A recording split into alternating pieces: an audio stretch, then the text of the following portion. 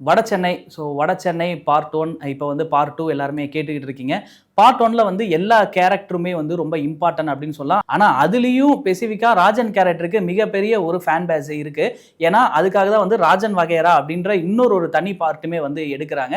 சரி, இந்த ராஜன் கேரக்டர் வந்து வட சென்னை 2ல இருக்குமா இருக்காதா அப்படின்றது வந்து நம்ம அதை பொறுத்திருந்து பார்ப்போம். ஏன்னா வட சென்னை 2 எடுத்தாலுமே சரி, அதோட பிரான்சைஸ் எல்லாமே எடுத்தாலும் சரி, அந்த எல்லா கேரக்டருமே அந்த படத்துல ரெஃபரன்ஸா கண்டிப்பா வரதுக்கான வாய்ப்பு இருக்கும். இதை நம்ம நம்பலாம். ஆனா அரசன் படத்துல வந்து ராஜன் கேரக்டர் இருக்குமா இல்லையா அப்படின்ற ஒரு டவுட் எல்லாத்துக்குமே இருக்கு.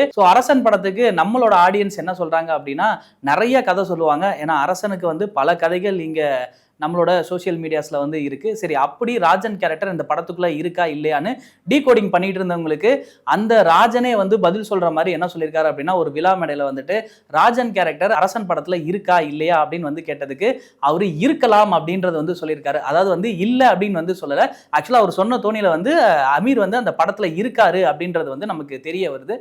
அரசன் படத்துல ராஜன் கேரக்டர் வரது வந்து நமக்கு தெரியுது. ஏன்னா இதுக்கு முன்னாடி வந்துட்டு சமுத்திரக்கனி அந்த படத்துல இருக்க மாதிரியும் ஆண்ட்ரியா இருக்க மாதிரியும் எல்லாமே நமக்கு வந்து தெரியுது.